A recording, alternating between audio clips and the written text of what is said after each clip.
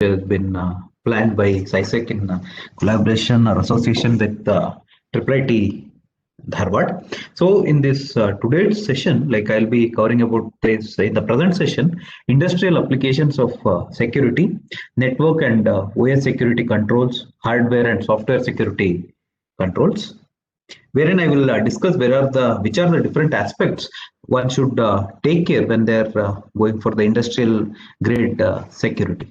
So we'll discuss in the next 1 hour or so, and then we will discuss. I hope the screen is visible, right? Yes, it is visible. Yeah, okay, fine. So to give an overview of what exactly this industrial applications of security, network and OS control, first I will try to give what are the challenges which are there and also some of these solutions provided by the industry partners, and also still which are the problems that are being faced by the industry till today. That all those things we will discuss. To start with, I have taken this slide from the NIST Smart Grid wiki page. What exactly I wanted to say with in the context of this page is, like, now we are at a junction wherein, like, okay, we had got a solution for certain problems, and then what happened is, like, when we had this solutions for certain problem, then the other challenge also came into the picture. What was that is, like, when these systems were introduced or when these systems came into the market, we didn't know much about the security aspects. We just know that we need to convey the information or transmit the information from one place to the other place. So our focus was only to transmit the information, but we never bothered much about the security concerns of those. But in the present day scenario, what has happened is most of these devices are connected over an IP address. So as you have seen in the Metasploit tutorial also, we can just connect the other devices over the network and then get the information which is present in those devices, right? Similarly, like if you can see this picture, hope this mouse point you are able to see, like what exactly is happening is you are having the machines like SCADA, and then the SCADA is connected to the internet, and also that in turn connected to some of the transmission distribution networks and all you can see. Now this SCADA, what exactly it will do is supervisory control acquisition and data control unit. What exactly it will do is we can monitor some of the devices which are remotely been placed in the network. So those functionalities will be provided by this. Now assume that when you are controlling all this with the help of an IP address, if someone enters into your system and try to hack any of these machines, like for example, if you are connected with an electric storage device, electric vehicle, meter or whatever, right? So or the thermostat, all these devices, even though they are remotely placed and controlled, if someone like intrude into your network, they can gain access to the network and they can change certain things that may create adverse effect. Like suppose you're having some gas line connections and other things, then in such case it really creates a problem wherein to control and avoid all these kinds of security. So going by the meaning, like what exactly this cyber security is, right? So exactly this cyber security is availability, integrity and secrecy of information systems and networks in the face of the attacks, accidents and failures, with the goal of protecting operations and assets. See, this has been given as a definition for cybersecurity by the US National Cyber Security Team. But at the same time, the another challenge or whatever we can observe here is, like, we are not only interested in protecting our assets, at the same time we are also interested in protecting the operations as well. That means we need to have certain control over the operations also when we are sending it as a command or as an instruction to the peripheral devices. So one thing is create, like as we know, we need to have control over the assets and make sure that these assets are securely placed. That is fine. Assets in the sense files or the photographs or the videos or whatever is there, it should be securely placed. Or for example, our data, like which we store in our emails or in the Google Drive or any other drive, it should be securely placed. At the same time, the operations which we are going to do on those assets, that also should be protected. Otherwise, what happens is, like, assets are fine, Then by the help of the operations, can you modify the data which is present in those assets? So we need to even take care of the operations, right? So what exactly this in the context of cyber security, how this corporate cyber security and the national cyber security differs, right? So this corporate cyber security is in the context of the corporation's operations and assets. So here a corporation can be an educational institution or an company which is of large scale, medium scale, or a lower scale, or a manufacturing unit, or any kind of thing that involves the machines that are operating over an IP address, or like if you're able to control them or monitor them remotely. Even you can think that even the assets, like suppose if you're having the video footages of a particular uh, area, right? So if it is in a purview of an organization, that also comes under the purview of corporate cyber security. Whereas in the case of the national cyber security, this is a very vast thing because has to include all type of the things, like if it is any attacks, accidents, and the failures that will be required to monitor in the case of a whole nation as a whole. Like here we need to even manufacture operate, even we have to monitor each and every bit. And also in a some sense you can say that this national cyber security guidelines has to be followed by the corporate cyber security that is in that particular area. We have to follow the rule of the land. That means if you are placed in certain geographical area, we need to respect to the rule of that particular area. So even though these two contexts, corporate cyber security and national cyber security, even though they appear to be totally different, they have interconnection. Because like suppose say we have sometimes even an argument that I have my country's data where I need to store it, right? We don't know, or we are not sure where exactly the data centers are placed for certain operation. Like for example, if you take some of the MNCs, like they will have the clients from the different countries, right? Now this client should give the permission for us to have that in our place. Whether we are authorized to do that or not, that is also another important issue, right? I hope the slides are properly visible, right? You are able to see this corporate cyber security and national cyber security on the screen.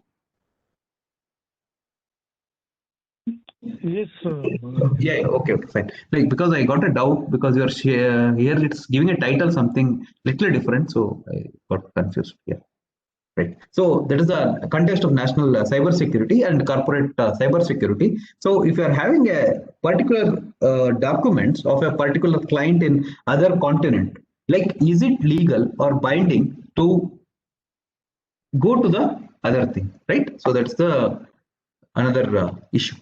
Now, like cyber security as a discipline, right? How to achieve the cyber security success and how to overcome the cyber security problem. To address this issue, like there is nothing called as a cyber security success or a what is a silver or a bullet point to address this issue. We can only up to a certain extent we can control everything and make our systems secure, but it is like a game theoretic problem wherein we will have an intruder and also an protector. It is a game, so a intruder will pose a new challenge and then the protector will overcome that challenge and then he will solve and give a solution to that, and at the same time this intruder will come with a new challenge, then again it has to be solved by the protector. So it has to go in hand in hand. Sometimes what happens is it's like a chicken and egg problem. Like we don't know which kind of attacks will come and which kind of solutions we should have. So based on whatever comes, we should have a ready tool to address it up to a certain extent. But after that extent, we need to design new solutions to overcome those kind of problem. So this is there is no sure shot saying that this is the solution for this kind of a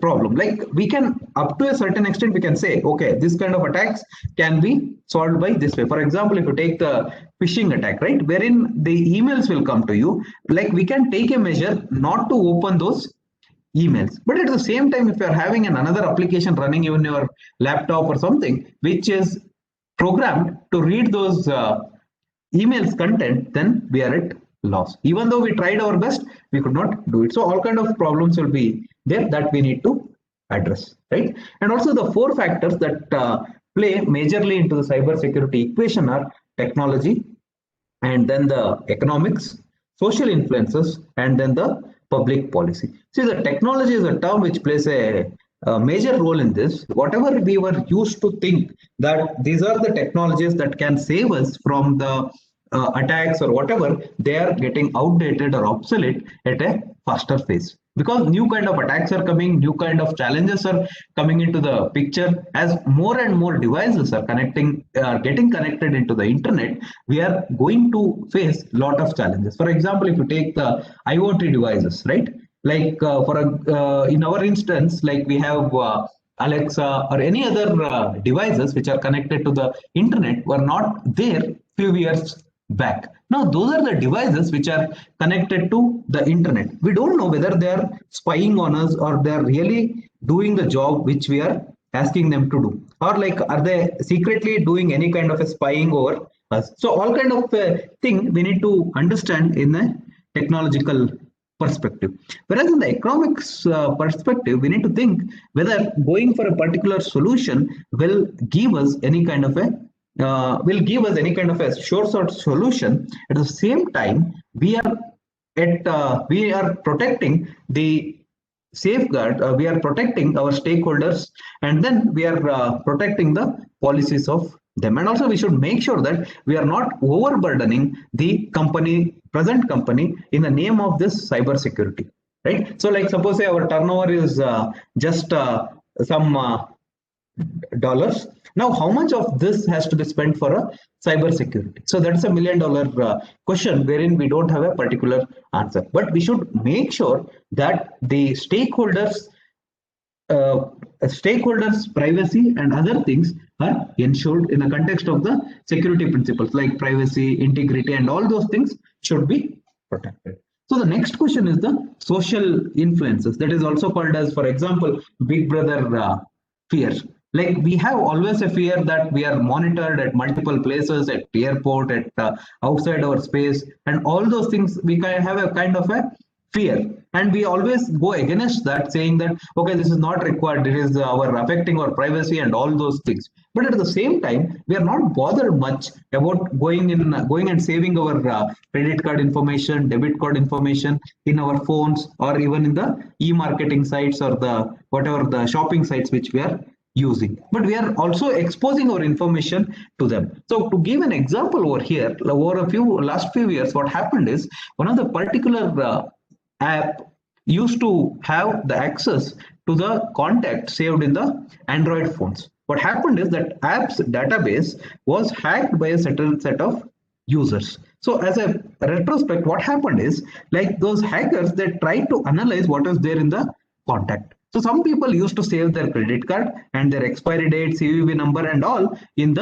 this contact list. So as a result, a lot of kind of a cheating or using the card's case or the fraud, cyber credit card fraud, and other kind of frauds were happened. And those kind of frauds were mainly because of our negligence too, wherein we have allowed certain number of apps to have a access to some of the resources which are present in our premises. So they have taken it as a measure, they have taken our data. And also coming to the another factor, that is the public policies. Like whenever we are trying to give some solution, we should also make sure that public policies are not violated. Public policies are not violated in the sense we should have a sure shot kind of a regulation where we need to implement the cyber security measures and where we should not do it, right? Like we need to have a geographic location wise or something as a measure, and we should have a public policy wherein,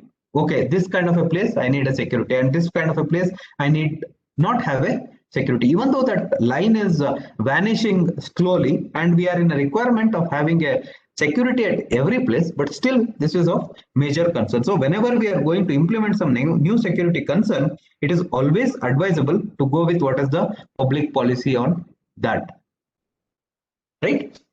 The next challenge what we are facing is the internet is very hard to secure. What are the reasons for that?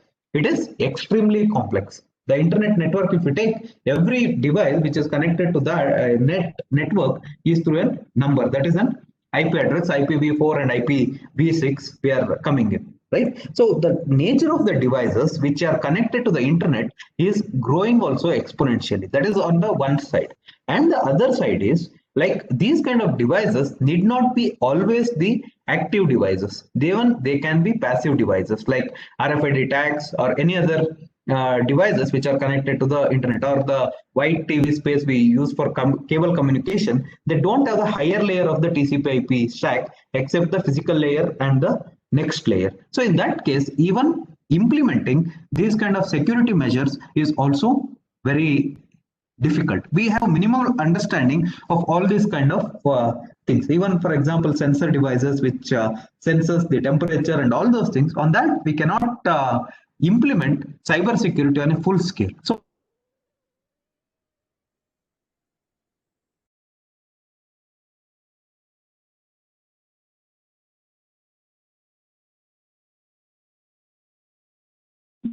Professor Paul, yeah. you're not audible. Oh, sorry. Okay, fine. You're audible now. Yes. Yeah, was there a connection issue? For few seconds. Oh, okay. No. Is it audible now? It's audible. Yeah. Okay. Right. So okay. Okay, so like this is an extremely complex network, and also we have a minimal understanding that how exactly this is being connected. Because as I told you before, like some of these devices don't have something called as a higher level of the communication protocol or the protocol stack, wherein we don't have the higher level access to route the packets or other kind of minimal details wherein we can encrypt and then decrypt, and all those features are not possible. And the other thing is highly connected, that is like it has a global spread, in the sense like suppose you are having a coffee making machine at our place and we don't know how it has been controlled and from where it has been controlled, whether the manufacturer is controlling at some extent to get some of the information about us and he is selling it to the others. That also we are not having any control, but what we can give as a solution for those things. And another thing which has been in this context is the weak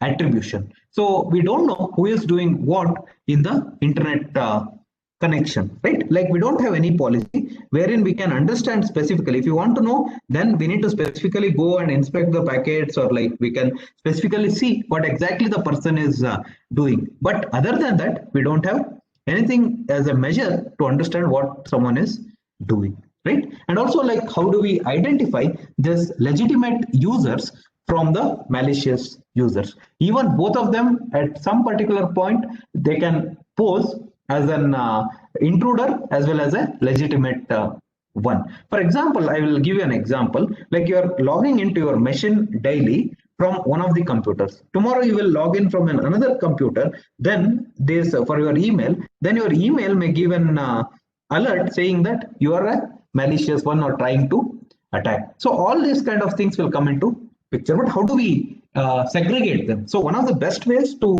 segregate them is by using like recent methods, by using the machine learning or by increasing the levels of security, or can we improve our security levels or authentication factors? See, improving the security has a dual game. Why? Because if you use all the hard time cryptography and then implement it on a simple application, suppose a sensor data or whatever, the number of computations required there will be very huge. That demands more resources than what is being like what we can spend on it judicially or economically. So we need to create a balance. Which kind of applications have to be stored securely with more kind of a cryptographic algorithms or whatever the possibilities are there, and at the same time, like from the other perspective, wherein we can have an added layer of security that will give more feeling that we are securely accessing some of the resources. For example, like if you take intruder attacks or intruder entry into our system can be even like up to some extent we can avoid it by using the strong passwords. Now, industrial application, why cyber security is more important aspect for the industrial thing. What exactly this industrial applications are. So if you take an example, like in the buildings, right? So this is one of the industries. For example, if you take every component which is associated with this can be connected to the network, starting from the parking lot to the chimneys, what exactly they are uh, giving as the output of this chimneys, like whether they are having the gases like carbon monoxide, carbon dioxide, and all those content has to be securely monitored. But at the same time, suppose say some of the company is legitimately doing the business and then it is not contributing anything to the gases like carbon monoxide and other things, but our sensors or something may go wrong, or someone can falsely put some readings from those sensors and put it in the system so that it will generate the false alarms, right? Those are all the some of the issues. That is one of the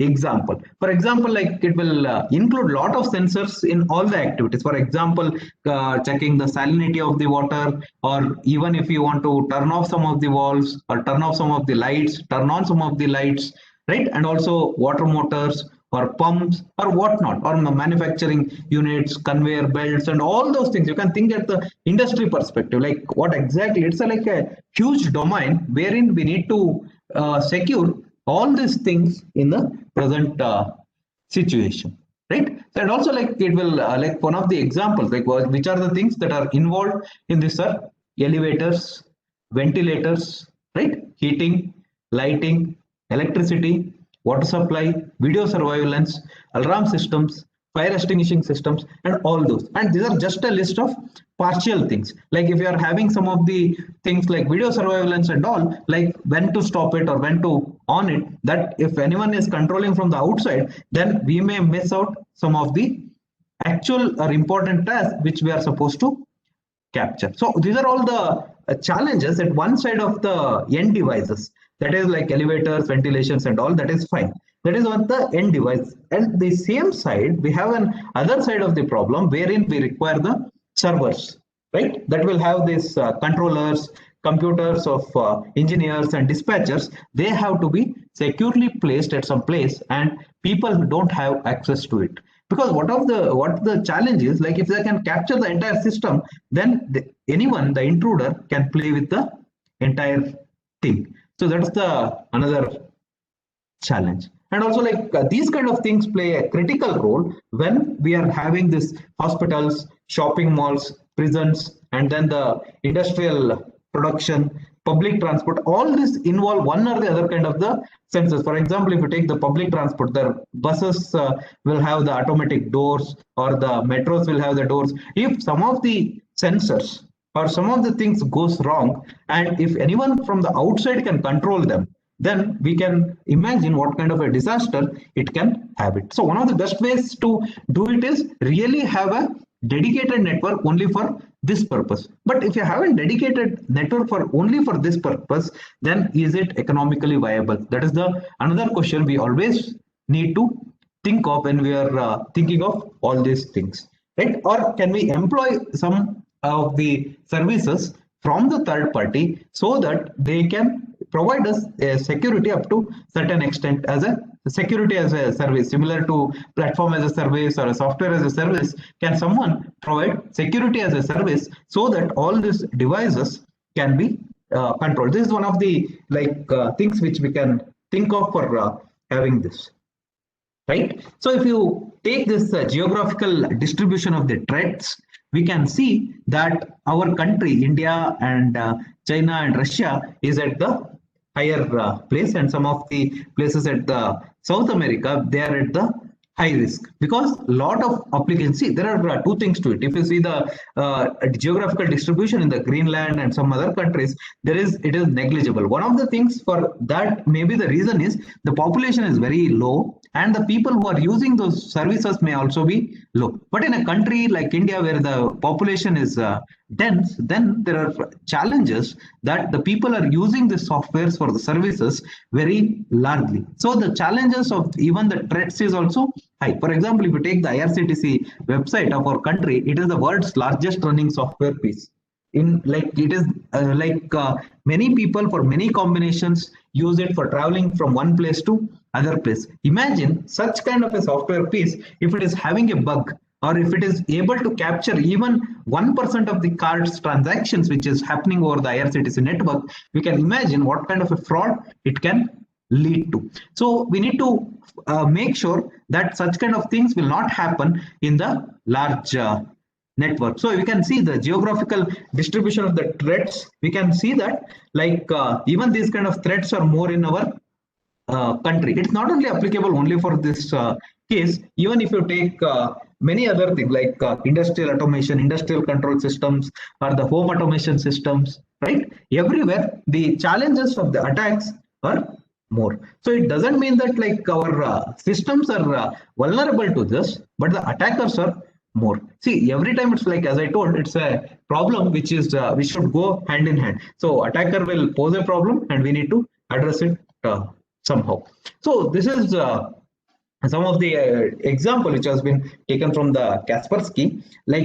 According to their survey, what it says is this building-based automation systems have more vulnerability or the attack by the intruders compared to the industrial control systems. The one which is in green, the color coding is the one which is in green is the home automation system or the building automation system, whereas in red is the industrial control system, you can think. So the major attacks which have come over these are like from internet, or both the industrial control systems and the building based automation system. One of the things you can think as the building based automation system is SCADA, right? SCADA is a software wherein we can control some of the devices which are connected over a network locally, or even we can connect them to the globally. It will have the combination of what you say hardware devices and then connected in turn with the software devices, software services, wherein we can control the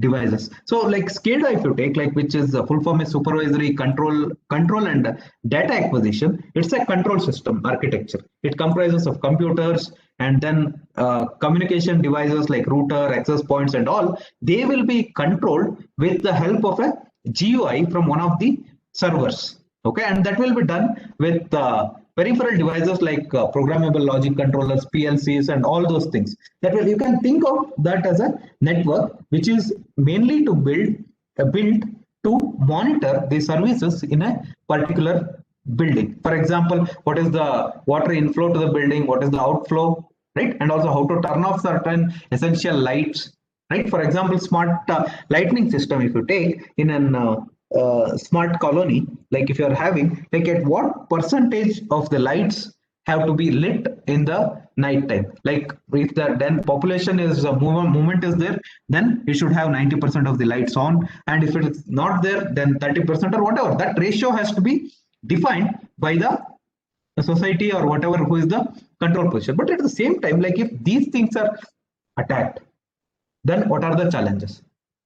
So one of the things is if those things are attacked, then one of the challenges is like they can misuse those things. Like for example, like we'll see in the Metasploit session how we can remotely take some images from the target machine. Similarly, we can use the cameras, video cameras, and then capture some of the movements from the buildings or their vicinity, and then hack them, and then later demand a ransom, and all those things kind of problem will come in that. Okay, but coming to this point, like we have the issues like internet, removable media, email clients, and network folders. These are the places from which these threats are coming in majority, right? So if you take the internet as a source, then it has 26% of the the threats are coming to the building based automation system from the internet directly through the connected devices and other peripherals. And similarly for the industrial control systems, 24% of it is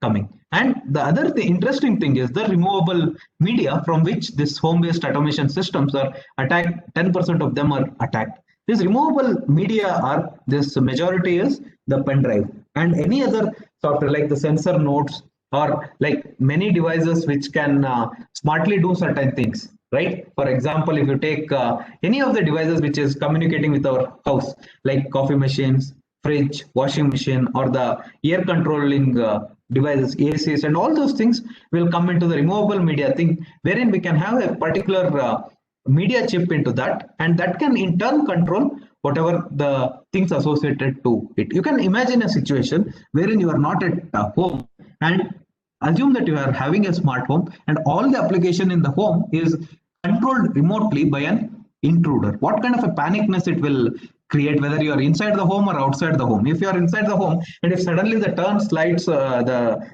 lights turn on and off, then what kind of panicness it will create for the user. So these are all the applications. But even though they are home automation systems, these services are provided by some of the industry partners. So like if you take this home automation system, the leaders are Honeywell and all those Schneider Electric, all those companies are the major things. And the rest to the building-based automation systems, the another is the elevators or the lifts, which uses a microcontroller in turn to control these devices. So you can imagine what kind of attack you can do on a microcontroller that is running a PIC or what kind of a microcontroller. It is a simple application. So you can imagine what kind of things they can plant and then execute.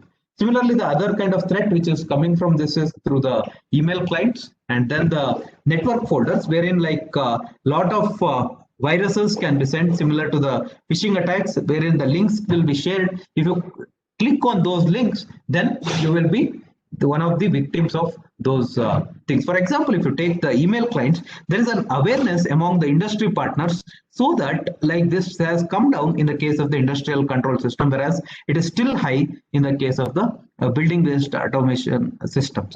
Right? Coming to the network folders, like if you are trying to download some of the files or access some of the network devices, sometimes even some of them may be the threats to your machine. So we need to make sure that all these things will be taken care while designing this industrial or cyber security things.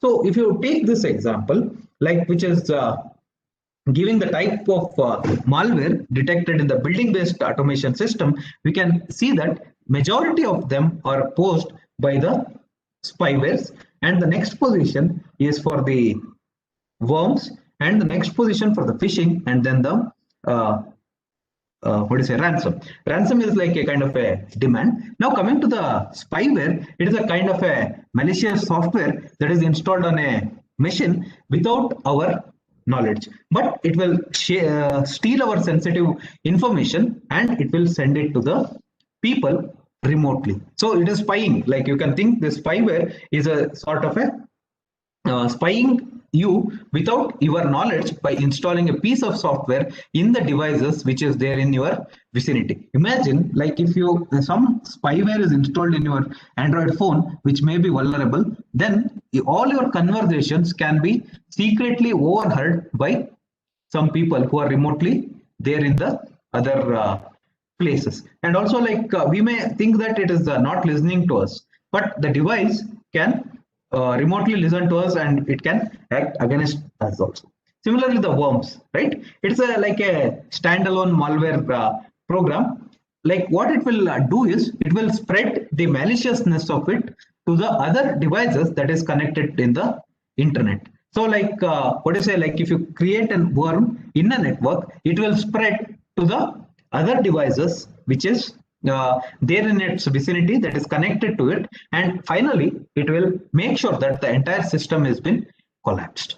Now coming to the phishing attacks, as I told, it will be sent through the emails or the chat messages or whatever, and then if you can click on them, then it will create an back connection or a listener connection to the attacker, and then it will have a kind of an check on you and all your activities. These kind of attacks are more. Coming to the ransom is like it's like an attack wherein your device has been captured and whatever the content was being created by your device will be encrypted by someone, and in turn they will demand money for doing that. So in the recent past we can think of this ransom attacks wherein like the people have hacked some of these cyber systems and then they have demanded huge money for giving the password to those encrypted data. And also at the same time we are not sure, even if we pay them everything, then also it is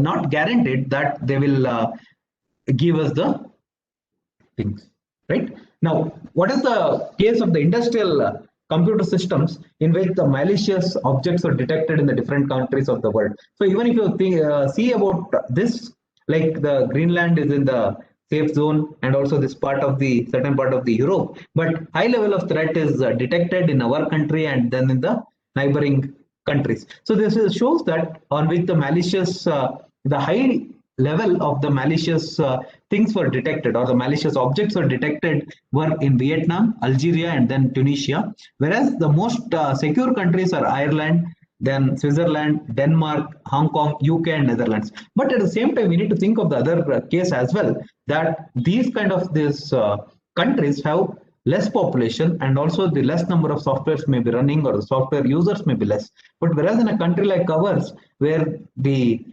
users are more, then the piece of software will be always prone to new kind of attacks. Why? Because like if they attack our system, then getting information is higher, right? So if we analyze all this, like what we can think is phishing attacks are the main vector of the targeted attacks, even in the industrial companies. Phishing in the sense, in some way, we will be given with a link, or they will try to send an SMS or an email or a chat message to our system. So if we click on something, right, then it will create a back way or the back channel for them to communicate with our machines, right? So all types of the malwares are present in the industrial enterprises. It is not specific to one, like only to the assets or to the network. It is like corrupting the files and all, and corrupting, or what do you say, making sure that the files are deleted, or making the system is not available, like a denial of service kind of a things. All kind of malwares are there, right? And also this malicious attachment from phishing emails pose a danger not only to the office computers, but also to some of the computers in the industrial infrastructure. Like for example, Trojan spy, backdoor, and the keylogger malware was blocked on at least 4.3% of the ICS computers.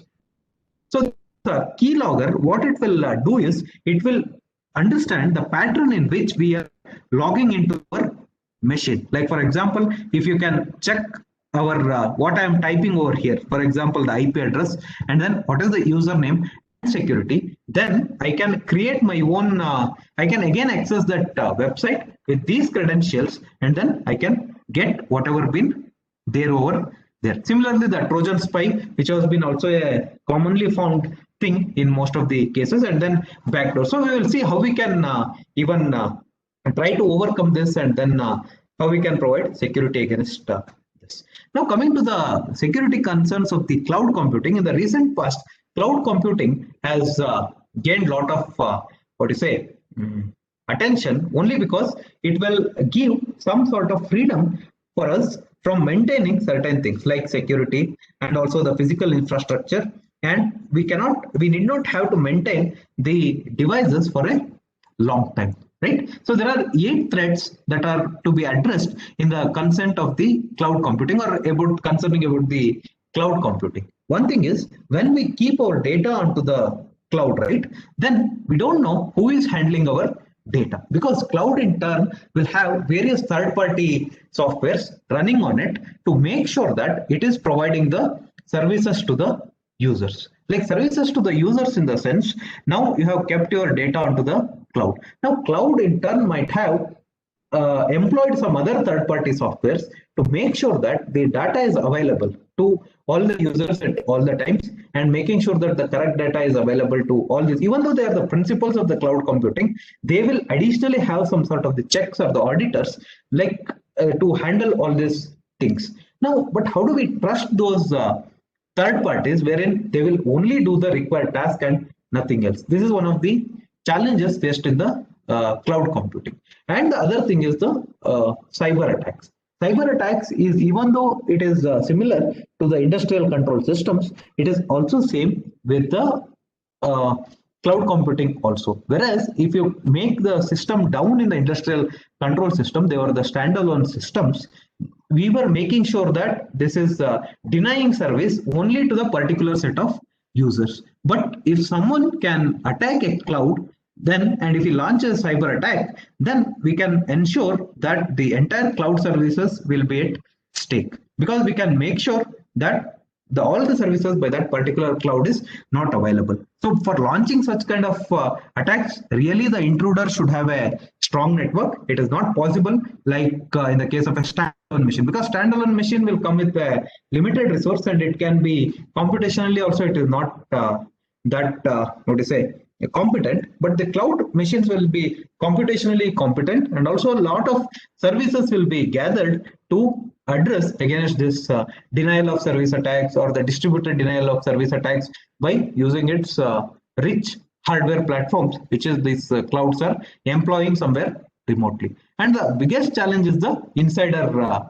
threats. Insider threats in the sense, like one of the ways is like now a third party software which was employed to give some service, if it is acting against us, then that is one of the things. And also, like if any other file system which has been stored by the other users, if it is gaining to access our file system and then get the access to it, these are all the some of the other kind of the insider threats. And then the government intrusion, even though this is looks like a simple thing, but this government intrusion has two things. One is like if they are accessing the bad transactions, like if they want to know whether our transactions are related to black money or some other thing, then they should do it. But at the same time, our privacies are being compromised in this case, because government intrusion is mainly to have a check on our assets, but there also human intervention is there. So what we can do it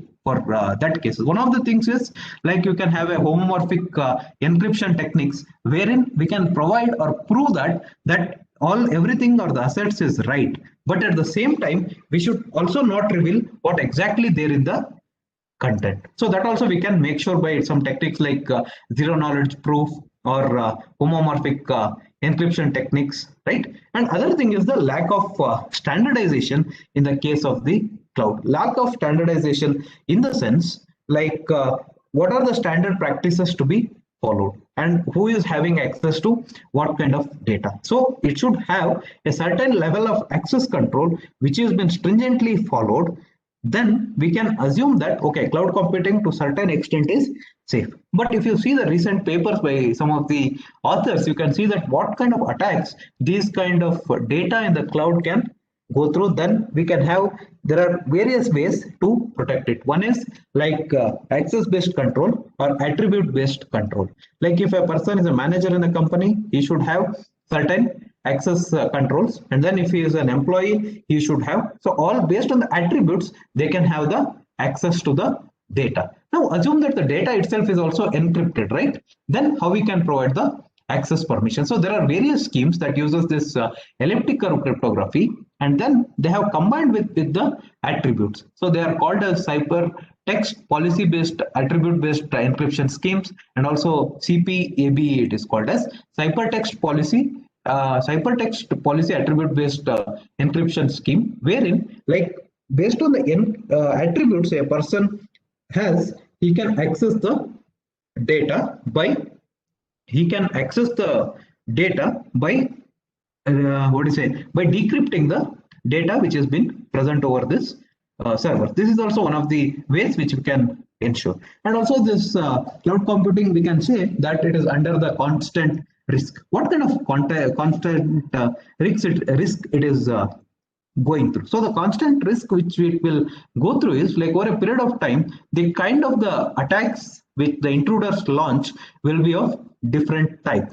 So this cloud computing services offering companies should have a large scheme or the large team to constantly overcome those risks and then provide a support for that. And also, as I told before, it's like a problem wherein it should go hand in hand with an intruder and then a protector, wherein like okay, now intruder has come up with a new challenge, immediately I need to come up with a new solution for that. So that should be an evolving process. So these are all the another things. Now the legal liability is also an important aspect in this. Now, if something happens to the data that has been stored on the cloud, who will take the responsibility of that? right? Like who will take the responsibility, whether the cloud computing service or the others, right? So all those things we need to take care in this case. Now, in cloud computing, there are various intrusions also, challenges occur, intrusion things. As I told, one is the denial of service attack or thing. So in the denial of service, now suppose say you are trying to access some resource on the cloud which you are in need of. For example, you are taking or renting a machine or a virtual machine that is there on the cloud. Now, if for some reason, if your access is been blocked, right? Like even though the cloud is ready to offer that service, but you are being told that this service is not available. So that is because it is called as a denial of service. That means even though the cloud is ready to offer, the user is ready to take, but due to some malicious software that is present in the cloud, or to a person or to a set of people in the cloud itself, or there in the network, from which you are denied of that service. So such kind of a thing is called as a denial of service. So if you are denied of some service due to this kind of a thing, even though you are eligible to use that service, so that is called as a denial of service. So we need to make sure that such denial of service attacks will not occur in the case of the cloud computing. So another thing is the man in the middle attack. Now, what this kind of an attack is, man in the middle attack. Now you are trying to access some information on the cloud server which you have kept it, right? Now, if you are being routed to another address and your information is not been accessed to you, instead you are given with some other information. And also at the same time, the person sitting in the middle can play with the cloud also. Instead of taking the actual user's information onto the cloud, he can keep in his own set of information on the cloud. So that kind of an attack is called as a man in the middle attack, who is present in the channel between you and the cloud, and he is intelligently playing with both the things. He can even do, the man in the middle attack is two ways. One is it is an passive attack, as well as it is an active attack. So passive attack, he will only listen to what is the communication is. But whereas in the case of the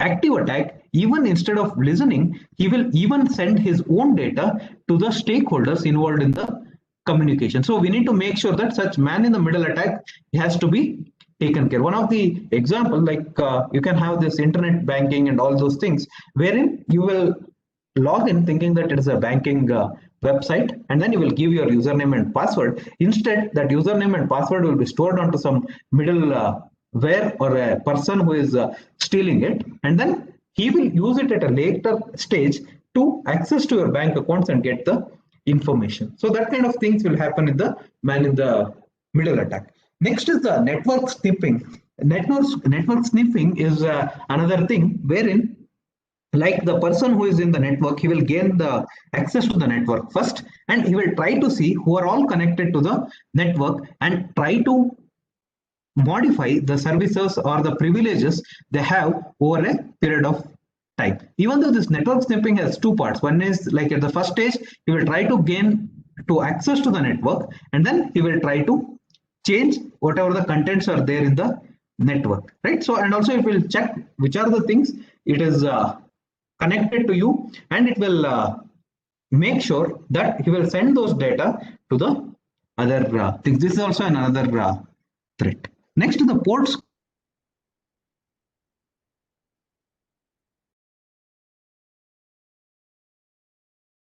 TCP/IP, we will commonly use 8080 as the port to communicate as a standard. Now, if someone is trying to attack this port, like he will continuously listen to what you are doing, and then like he will continuously scan that port, then he can make sure that, okay, these are the ports which are open for communication, and then I will exploit that and then communicate with those devices. For example, we have seen with the case of a metasploitable Linux, wherein we have used one of the FTP service VDFTS, and we communicated with those metasploitable Linux, and we have seen how this port scanning was used there, right? And next comes the SQL injection. So it is important to make sure that only the ports which are in communication should be used, and as soon as their communication is over, it should be closed for the access. So the next thing is the SQL injection attack, wherein this happens majorly with the databases. What happens in the majority of the databases is all the SQL, like structured query languages, that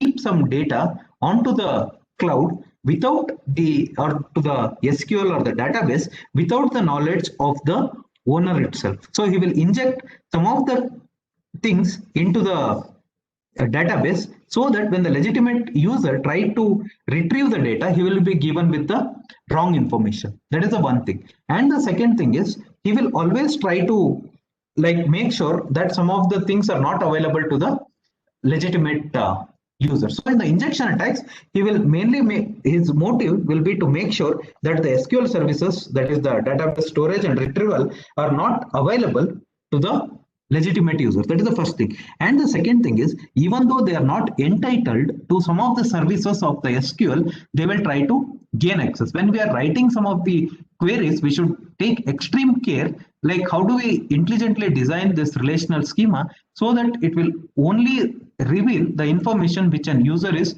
entitled to and nothing else. For example, like I am entitled to see who are the participants in this FTP or whatever the workshop is, but I am not entitled, or I should not be allowed to see what is your insurance schemes, what are your other personal liabilities, that I should not be able to retrieve. So those kind of checks have to be maintained so that this SQL will not reveal more information than required. For example, if you take the hospital database, right?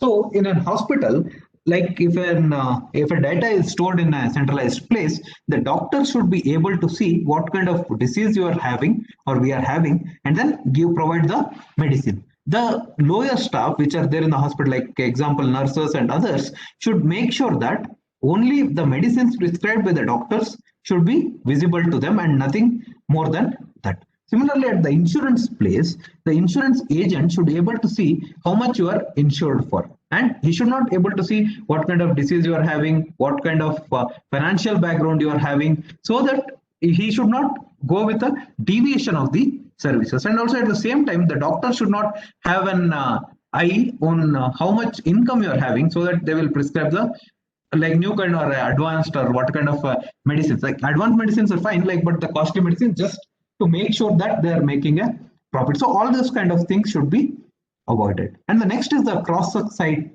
scripting. This cross-site scripting is also called as XSS.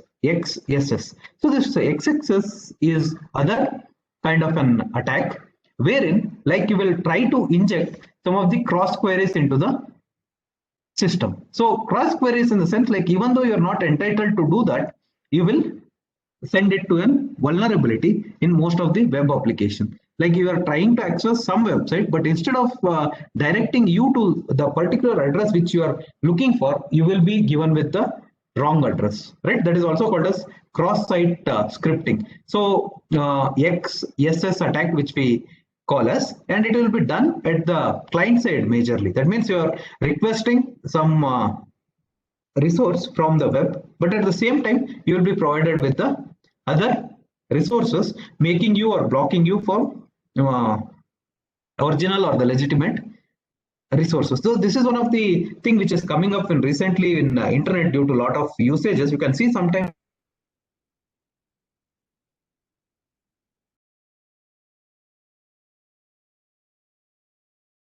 similar to the actual address. And also in 2007 or 2008, it was shown that 84% of all the security vulnerabilities were only because of this cross-site scripting. And this cross-site scripting, another thing is there is no standard classification. If anyone is interested to do research in this area, they can do so. There is no persistent thing or a standardized thing to identify or classify this cross-site scripting attacks. So how we can identify them and then how we can provide the solution, that is also one of the good ways we can create. So these are all the threats to the infrastructure, data, and then the access control. So we need to make sure that which are the objectives of the cloud information security are. One is it should be reliable. That means all the services, even though these kind of attacks are possible on the cloud, it should make sure that it will provide the reliability to the users. Reliability in the sense the service should be available all the time to the end users, and it should also make sure that the users rights are properly users rights are properly serviced, and they are given their information legitimately, and also we should make sure that they will not sell it to the third parties or some other services. And also it should make sure that it will have secrecy, veracity, and then the accessibility. That means who is storing this data should not be known to the other users in the cloud, because cloud is not a single user platform. Many people will be using to store their data virtually at multiple databases. So one service should not be allowed to access the other service. So there should be secrecy, and also there should be accuracy. Accuracy in the sense, like if I access this data, I should be given with the data which I am entitled to. I should not be given with some other thing.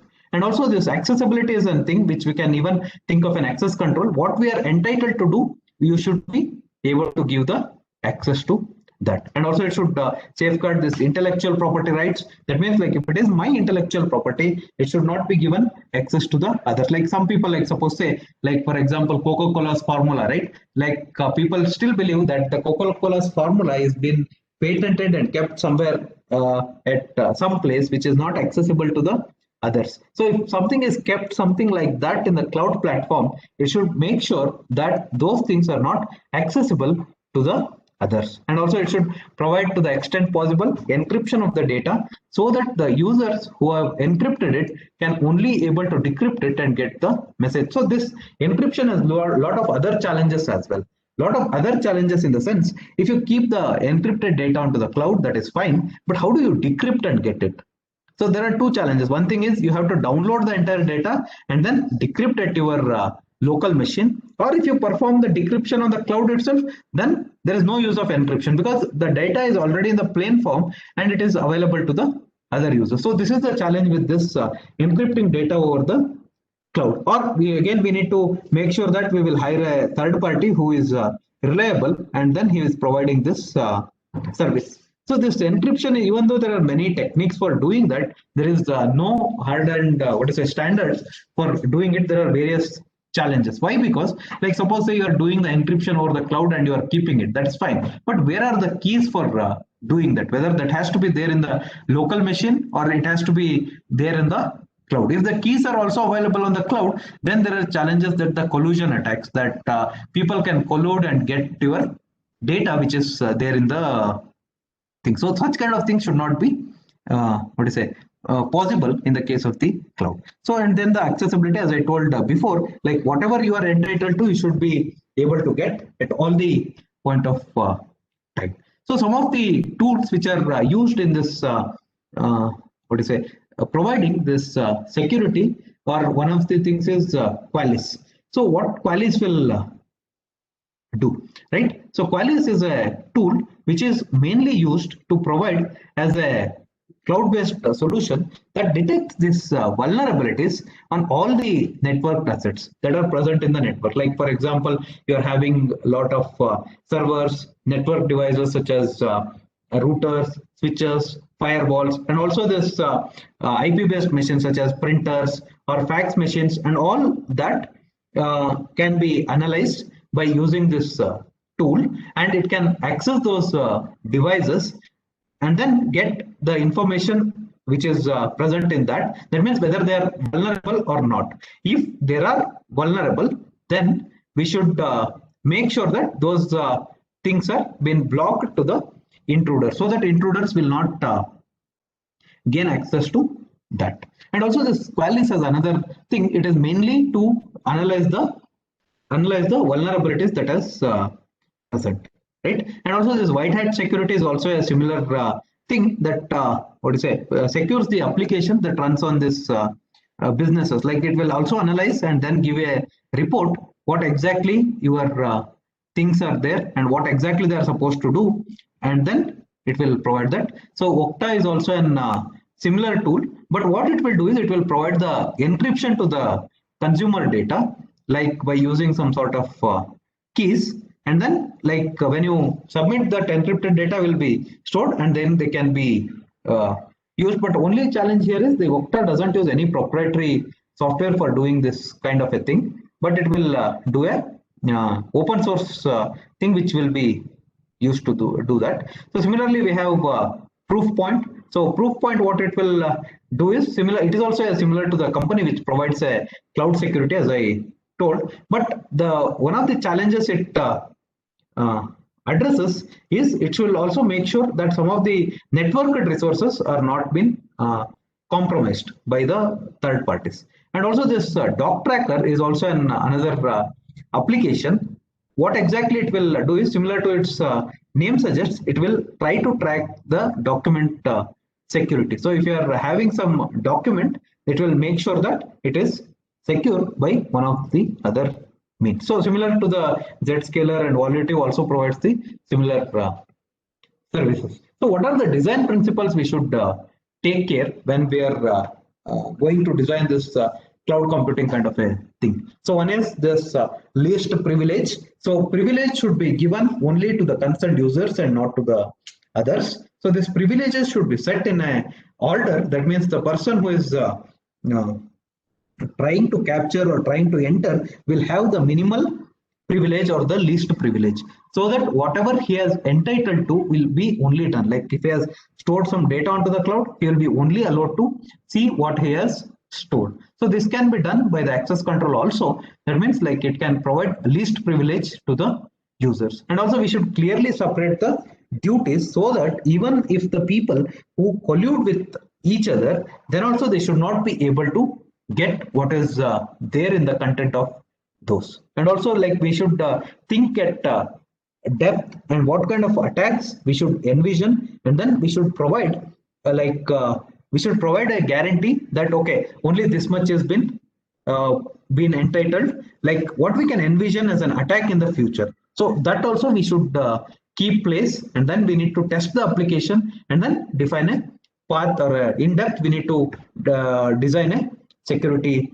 thing. Now the defense in multiple places, we should instead of going for a standalone system or a centralized thing, we should make sure that we are doing it distributedly, and then we are providing the defense at multiple places, at the network layer, at the hardware layer, at the software layer, all this at the application layer also we should be able to provide this, right? So then only we should be having. Then the layer defenses, wherein like at every layer we should make sure, like for example, if you are providing infrastructure as a resource, then we should make sure that every stage that the entities involved are robust, and then they are providing the defense. For example, if the hardware is compromised, then whatever we do will go into waste. So we should make sure that these kind of layer defenses are being deployed, so that access to the information what they're entitled to will only be provided and not the other things. And then the robustness of the security, as I told before, it should be robust enough such that whatever the new attacks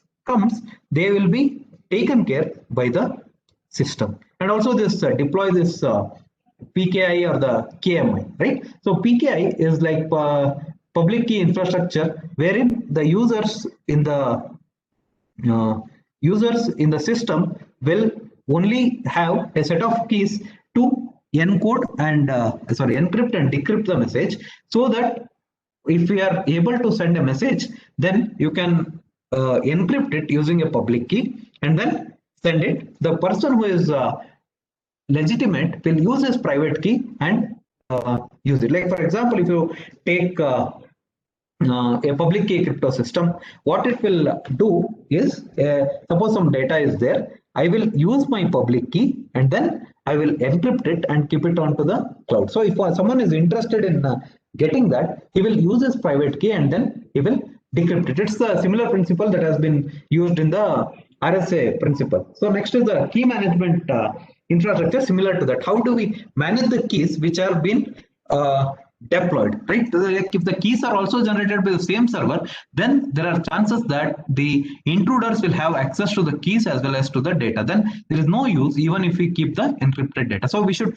make sure that this public key infrastructure and the key management infrastructure should be properly designed, keeping all this things, right? And also we should have the intrusion detection system wherein like we can define who are considered as the intrusion. We should classify them correctly. Who are the intrusion, what kind of access methods or the role-based access controls we should involve, so that only the person who are legitimate should be given access to the system, and at the same time we should identify the persons who are not legitimate. That is also another challenge. We should make sure that we have a sufficient intrusion detection system, so that if a new user who is not legitimate comes into the system, should be easily identified. And the fail safe is the most important thing, because like if some software goes wrong or the hardware goes wrong, then also you should make sure that that service is available through the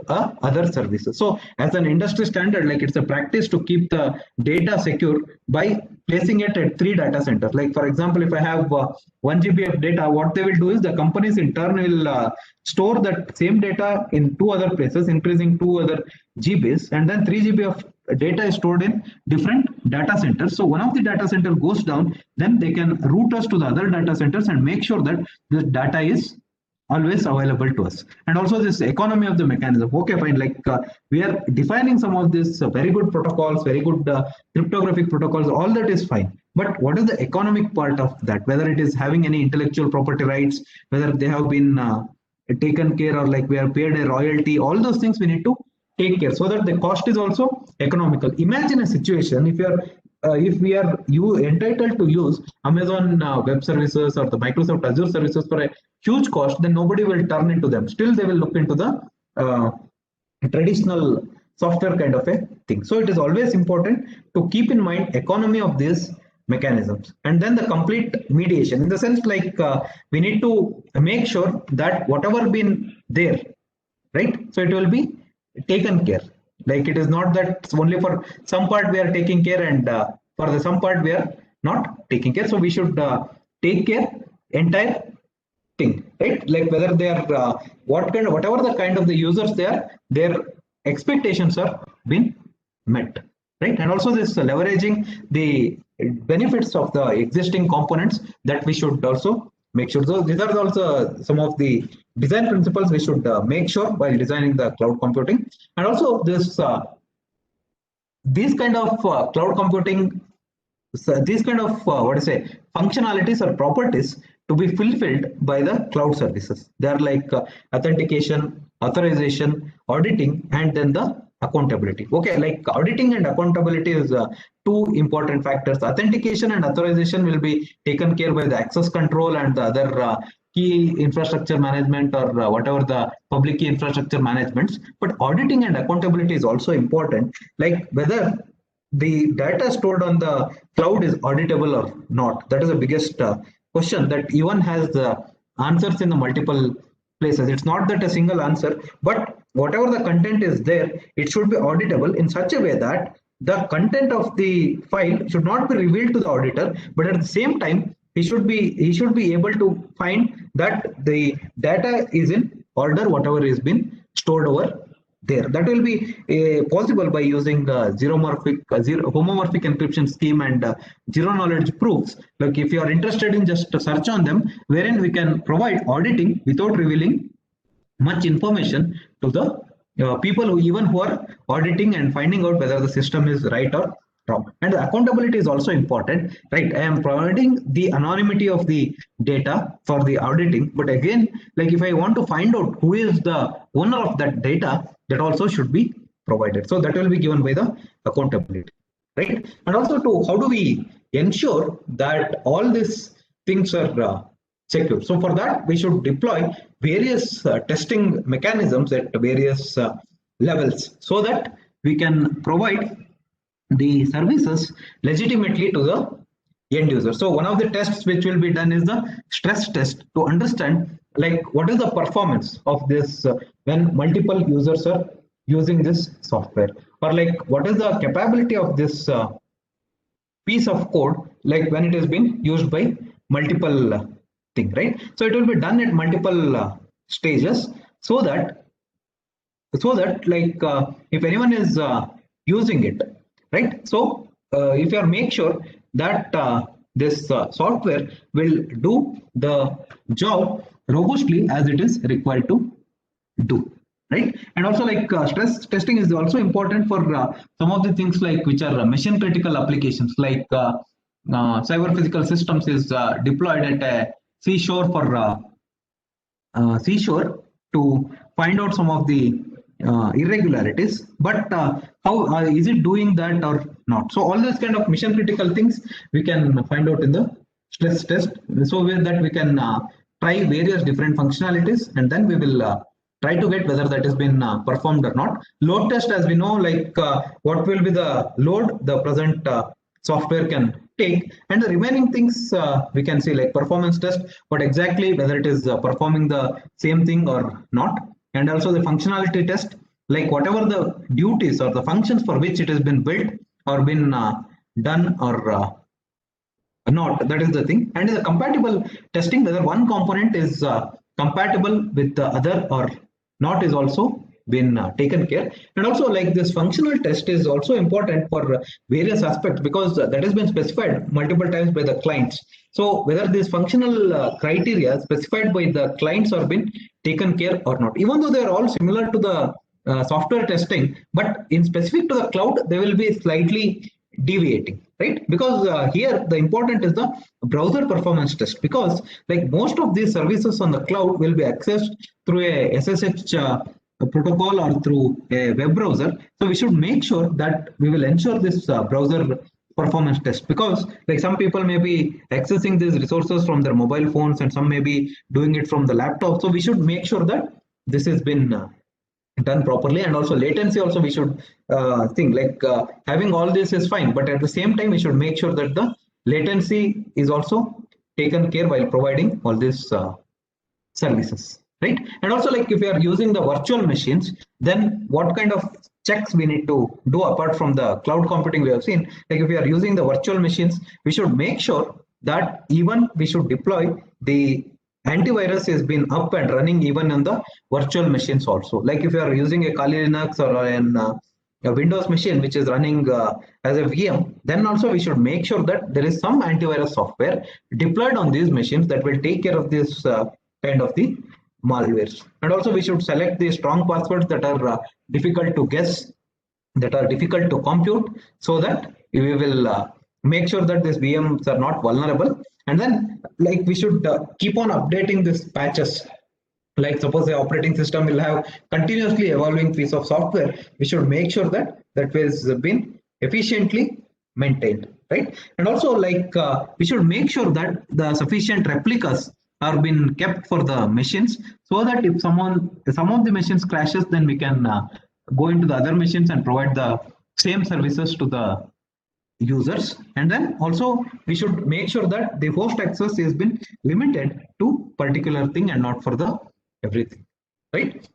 And also like some of the security techniques which can be employed is employ strong passwords, like as I told before, difficult to guess, then the difficult to what to say guess is the one thing. And also like try avoiding the normal things. So this has been a challenge, like the routers which we use in day-to-day our life in our homes, right? They will have majority of them, 99% I can say, that they will use the default password. So if anyone who has given a guest access to your Wi-Fi router, they can launch an attack, because like usually that will be the default password. So even we should make sure that we have properly maintained all these password things. And also we should make sure that we are not running any unnecessary softwares or the services in our system. In the afternoon we will see like how we can identify them and how we can mitigate them. And also we should have a sufficient access control, wherein even to the minute level we should map the access to the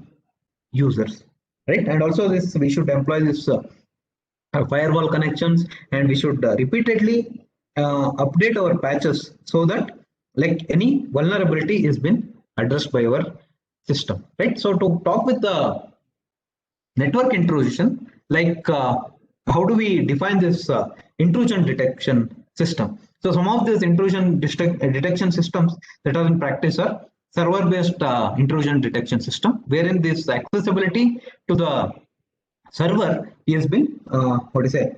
Accessibility to the server is not given to the intruders. So we have to identify them before they reach or launch the attack on the server, and then intruders should be identified and then they should be mitigated. And also network based is like a simple one. When a new node enters the network, that has to be by using various mechanisms that has to be identified and then they have to be removed. And in the integrated IDS, we should come up with various strategies combining their behaviors of these nodes and behavior of these machines, and then we should make sure that even those can be mitigated. Like server-based IDS was popular over earlier days, and also network-based IDS. Nowadays, like we are using integrated IDS, wherein we use multiple parameters from the network and then the server and then their behavior, and then we will use an kind of an IDS, so that even if you do some sort of a thing which is like slightly objectionable or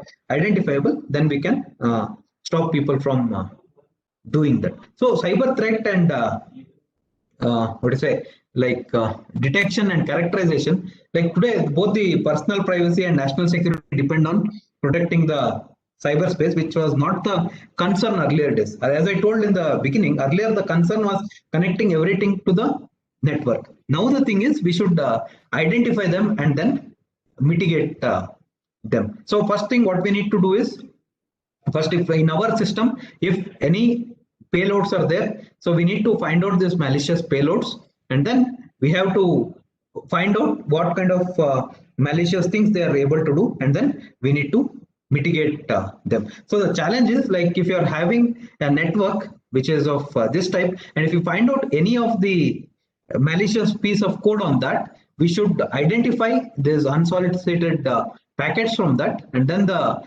extract what are the malicious things that are there from that, and we need to do the behavior analysis and then characterize them into this form of what kind of malware there, like are there trojans or the spies, or then we need to mitigate them. These are the challenges that has been done. So in general, what we can think this as a remote detection, then extraction, and then characterization of this, so that they will be mitigated, right? So these are the things we should make sure when we are designing some of the industrial things that are dependent on the standalone servers, or on the case of this VMs, or in the case of the cloud computing. See, these kind of systems are day to day present in our life, backed by one or the other industry. But how do we make sure ourselves to have an protection from all these things has been covered in this topic. So we need to make sure that we use good passwords for our day-to-day use.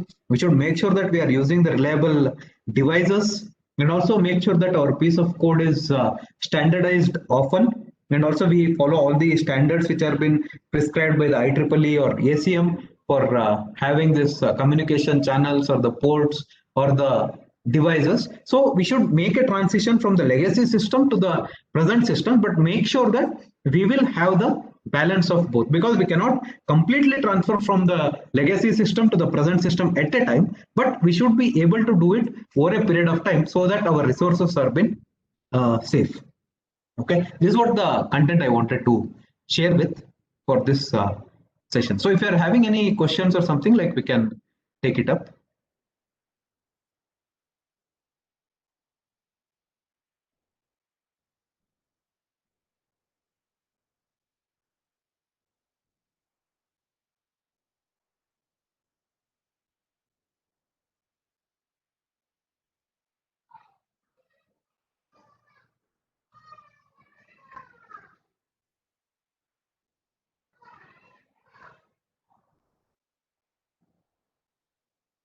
If any questions are there, I would be to take up.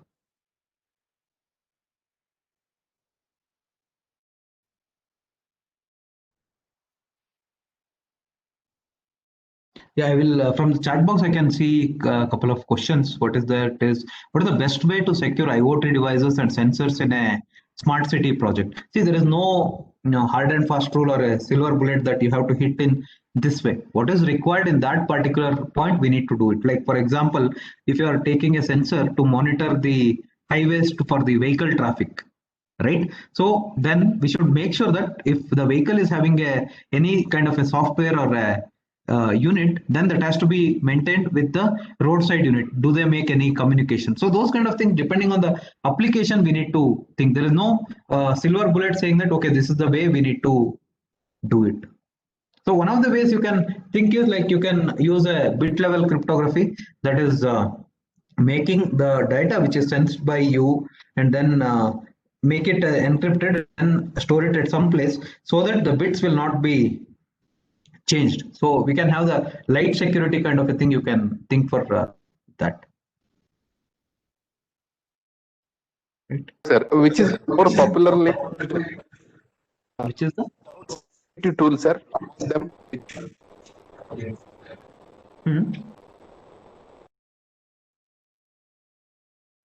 Hello.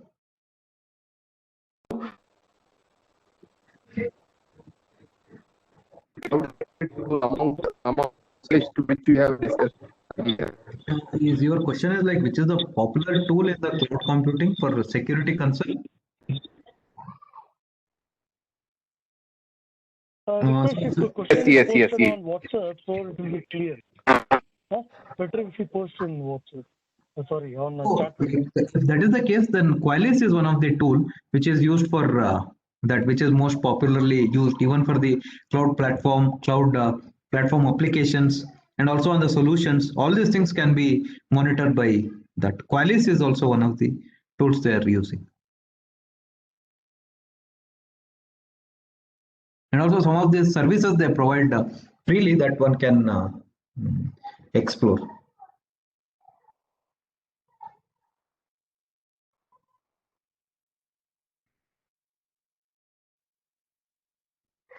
In almost all stages of stages of life cycle of data net security, if it is the case till now, comprehensive security frameworks are not available. See, what are the, as I told before, these challenges are newly evolving.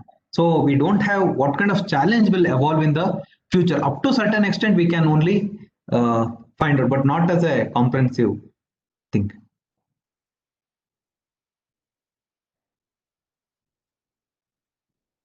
Can cloud protect ability to deal with the attack like ransomware in better way than on prem, in the sense like you want to say this local machine? Or okay, if in the case like cloud can be able to, no, like what is the than on prem means on the personal computer you want to make, or on premise? Okay, like on premises, right? So if you are having a cloud protect ability to deal with the ransomware, yes, cloud can handle it better than on the on-premise machine, because on-premise machine is a standalone system which can be even subjected to various attacks, and you have to handle it as an IT administrator on your own. But whereas in the case of the cloud, they will have multiple layers of the firewall, and then even though you try to access it at some place, they will have the multiple copies of the same data. So one of the copies they can give you instead of making you to pay the ransom money to someone, even though there is no guarantee that they will give you the data which they have captured. So one challenge this cloud computing also gives is like you have stored enormous amount of data on the cloud, and if the cloud computing has raised their cost, and if you want to move to the other cloud, we don't have any particular solution for that, because interoperability between these clouds is not very clear. Like if you are having 1 petabyte of data on one cloud, we need to download that first and then upload onto the other cloud. So that is one of the challenges. So we need to think multiple times whether we need to go for any particular service, and then we should avoid that, or like a combination of both.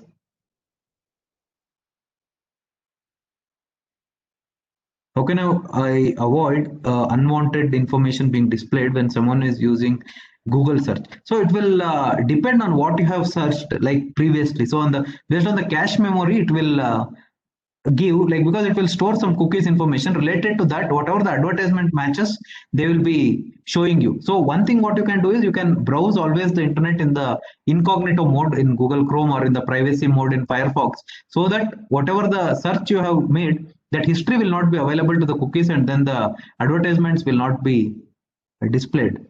That you can do.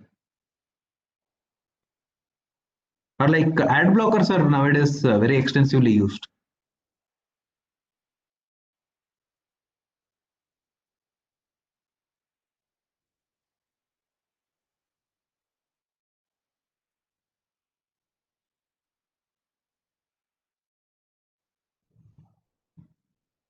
Right, then we will meet at the next session, which start at 11:45. Right. Yes, Mr. So we can start with this.